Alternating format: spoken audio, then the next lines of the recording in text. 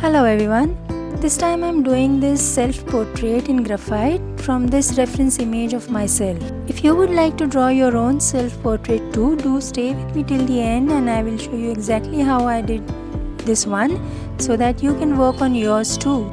To begin with, I'm using a simple cartridge paper pad for this portrait and a few graphite pencils ranging from 2B to 10B. Basically just the 2B, 4B, 6B and 10B is also enough for this.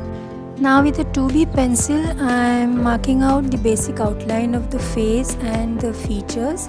Now notice the structure of the face and the orientation. In this case, the face is slightly oblongish vertically and the orientation is not exactly head on but slightly, ever so slightly turned towards the right hand side of the figure, and therefore the center line of the face is going to be ever so slightly towards the left hand side for us, and so that gives us a marking for the nose line, the center line of the face. And so I'm starting with the nose profile, which is sort of a triangular structure. While doing a portrait, the very important thing that we need to follow is of course the proportions of each of the features with relation to each other and then with relation to the entire shape of the face.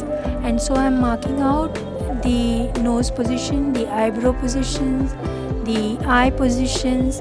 In this case, what we need to keep in mind is that generally the proportions are such that from the hairline to the eyebrows, and then from the eyebrows to the bottom of the nose, and then from the bottom of the nose to the bottom of the chin is almost 1/3 of the entire face.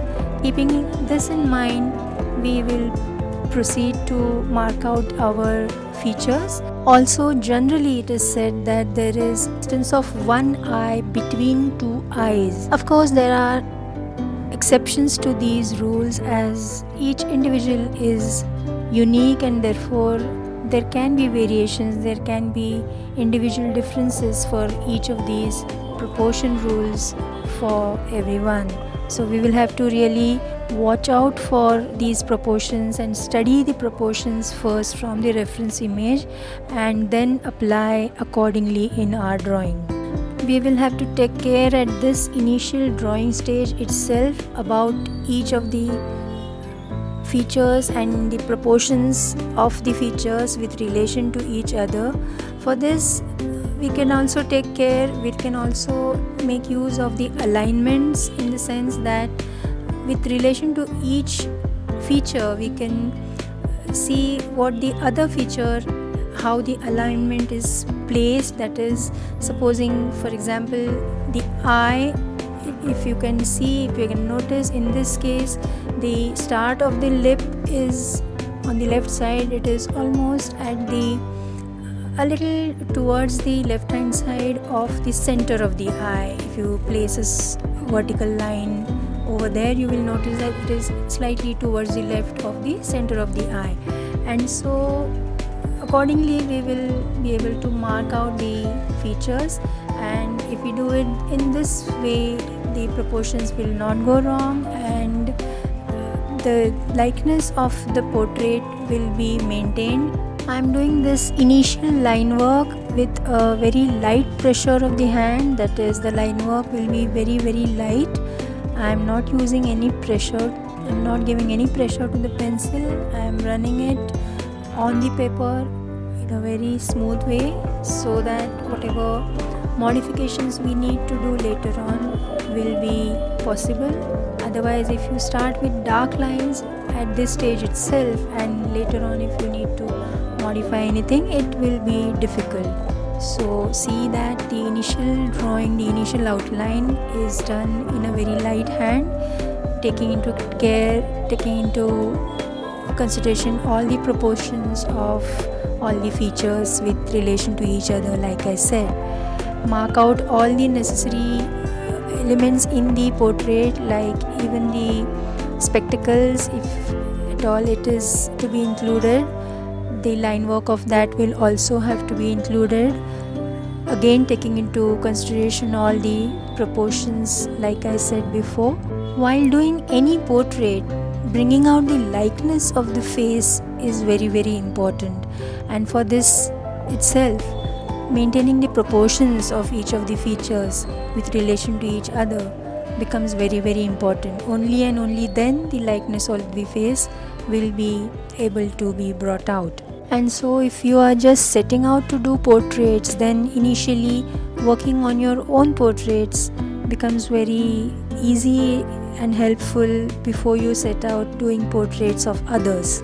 And then ultimately, once you get the hang of it, drawing portraits can definitely become a very enjoyable process. As study work, you can definitely work on your own portraits, slowly moving on to others' photographs, and ultimately you can even proceed to work on live portraiture, which is also a very enjoyable activity to do. Here, now that the initial outline is done, I am beginning to work on the shading part. I'm using a 4B pencil now to do the shading. Intermittently I'll be also using a 6B and later on a 10B for the darker areas. Now when we start the shading part, like always, we need to first consider the light source direction.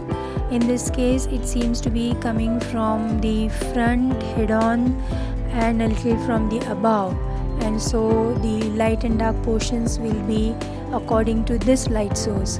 The frontal portions will be light and the rear portions will be in dark values. We are doing graphite sketch, and so the values will have to be taken into consideration, the light values and dark values according to the reference image will have to be maintained. As always, I'll be working in layers from light to dark. The initial layers will be light and I'll be working towards the darker values subsequently in subsequent layers. From the reference image, we will have to watch out for the lightest of lights and the darkest of darks.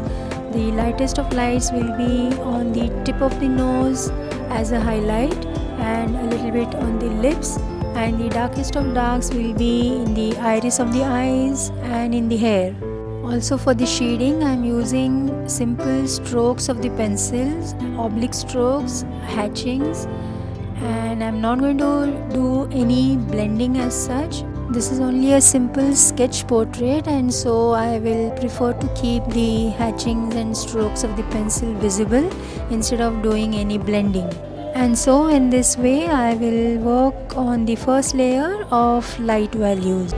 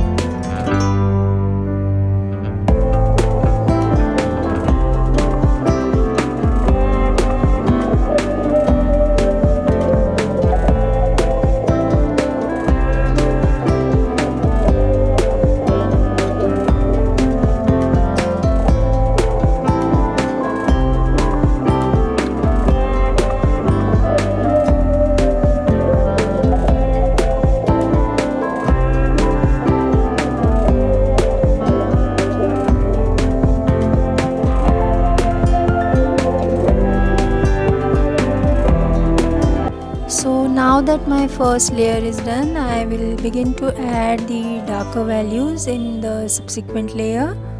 For the darker tones, I am using a 10B pencil here. I'll be leaving the paper whites wherever the highlights are or the lightest of light values are. For the darker tones, again I am using simple hatchings and oblique strokes of the pencils, a few verticals, few horizontal, few obliques in one direction or the other, and with an eye on the reference image I will proceed this way further.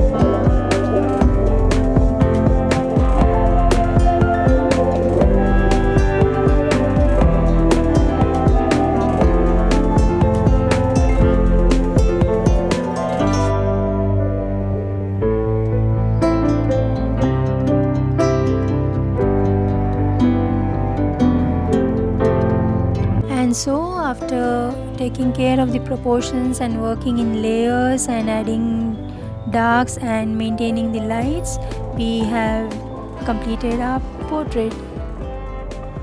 Hope you liked the video. If you liked it, do give it a like, subscribe to the channel, do press the bell icon so you get notifications for future videos, and see you in the next video.